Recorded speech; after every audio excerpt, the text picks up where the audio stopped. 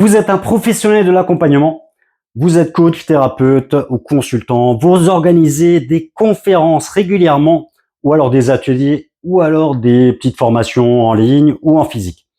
Aujourd'hui, on va voir comment avoir des bons feedbacks ou comment maximiser le feedback que vous faites pour vos ateliers. La première chose à faire, c'est déjà au moment de l'invitation, quand vous invitez la personne à votre atelier. Donc votre atelier, il est ici. Vous êtes là avec la personne ou votre invité est là, on va dire. Vous l'invitez à cet événement-là. Et ben, au moment de l'invitation, quand elle dit OK, c'est bon, vas-y, je viens.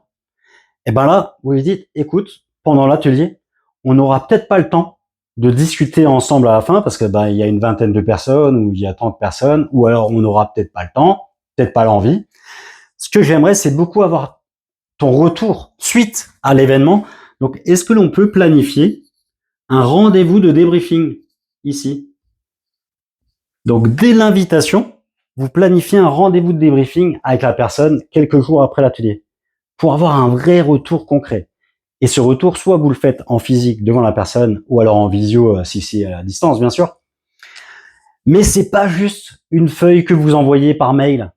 En fait, personne n'aime répondre à un questionnaire impersonnel. En plus, les questions souvent elles sont basiques. Donc là, ben, faites un vrai retour. On va voir le détail du retour qu'il faut demander. Donc voilà, planifiez bien avant. Et surtout, quand vous planifiez, vous dites, écoute, je sais que la vie, elle est faite d'imprévus. Je sais que parfois, ben, on peut annuler des rendez-vous. Alors, qu'est-ce qu'il se passe si tu m'envoies un texto et tu me dis, écoute, je suis plus dispo, je veux annuler le rendez-vous. Est-ce que on se rappelle? Est-ce que moi, je te rappelle, pardon? Est-ce que je te rappelle à ce moment-là pour convenir d'un autre rendez-vous? Et je te rappelle à quel moment? À quel moment ça ne te dérangera pas que je t'appelle? Planifiez bien ça et dites-lui même, si tu ne décroches pas, est-ce que j'insiste comme un fou ou est-ce que je t'envoie juste un texto et tu me rappelleras? En fait, c'est de planifier la relation avec lui que vous allez avoir. Parce que si vous planifiez pas le rendez-vous d'appel au cas où, eh ben vous allez appeler, mais la personne, c'est peut-être pas le bon moment, elle sera peut-être avec des clients, elle sera peut-être en famille, peut-être qu'elle se sera engueulée avec quelqu'un, et vous allez tout le temps appeler au mauvais moment. Et du coup, vous allez être insistant, ce que vous ne voulez surtout pas être. Donc, planifiez bien en amont. Donc ça, on peut l'effacer. Hop. À savoir que quand la personne a validé son inscription, c'est le premier feedback aussi que je demande, c'est qu'est-ce qui t'a fait, qu'est-ce qui t'a donné envie de vouloir venir à cet atelier. Donc c'est la première chose. Et je note, ah, elle a vu telle vidéo et ah, elle a besoin de ça et je vais appuyer là-dessus. Eh ben génial. Et capitaliser là-dessus pour vos prochaines publications quand vous invitez à un atelier. Du coup, premier feedback. Ensuite, bah, vous organisez votre atelier, vous faites la journée, vous faites le webinaire, vous faites vos trucs. Et directement après, prenez du temps juste pour vous. Moi, ce que je fais, c'est que je vais marcher. La dernière fois, je vais marcher 20 km comme ça. Je mets mon téléphone hors ligne. Je marche et dans ma tête, je parcours toute la journée, mais je parcours même la veille, les préparatifs. Est-ce que les préparatifs, ça a été? Ah ouais, ok, qu'est-ce qui a été bien? Ok, j'ai bien bossé ça, j'ai bien bossé ça, j'ai bien bossé ça, ça j'ai moins bien bossé, ça a moins bien été, ok, très bien. Donc, je note tout. Je note comment je peux améliorer. Ok, ah, je peux faire ça pour faire mieux, je peux faire ça, ainsi de suite. Ensuite, je me parcours toute la journée. Est-ce que l'accueil des participants, ça a été? Est-ce que le café d'accueil, ça a été? Est-ce que le premier thème, ça a été? Comment je peux l'améliorer? Et à chaque fois, est-ce que ça a été? Et comment je peux l'améliorer? Donc, je le fais seul sur toute la journée. Ça me donne plein d'idées.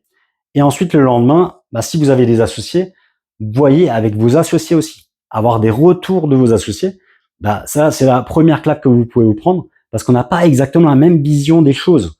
Donc, d'avoir plusieurs personnes qui ont une vision différente, ben, nourrit encore la force de votre atelier. Et après, le dernier retour, ben, c'est quand vous allez au café avec le participant. Moi, j'ai invité tous les participants, tous les premières conférences que j'ai faites. D'ailleurs, je vais le faire le plus longtemps possible, le temps que je peux.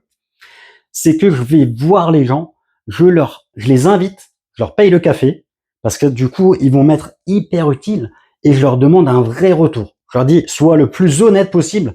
Je veux que tu me dises qu'est-ce qui a été, est-ce que ça a été, est-ce que ça n'a pas été, qu'est-ce que tu retiens de cette thématique. Et en fait, thématique, pas thématique. Et pareil, je fais de l'accueil jusqu'à la fin de la journée.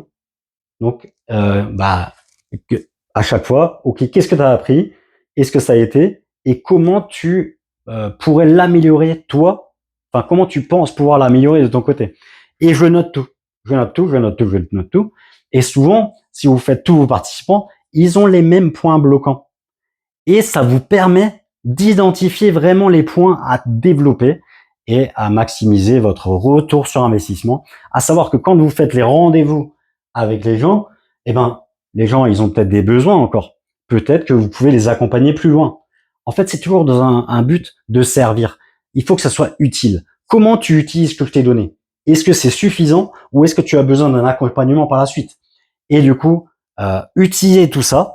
Donc, pensez bien à planifier le rendez-vous débriefing et demandez un maximum de retours pendant toute la relation que vous avez avec votre client. Et n'envoyez pas juste un questionnaire basique où tout le monde s'en fout. Et puis voilà. Donc, à très vite.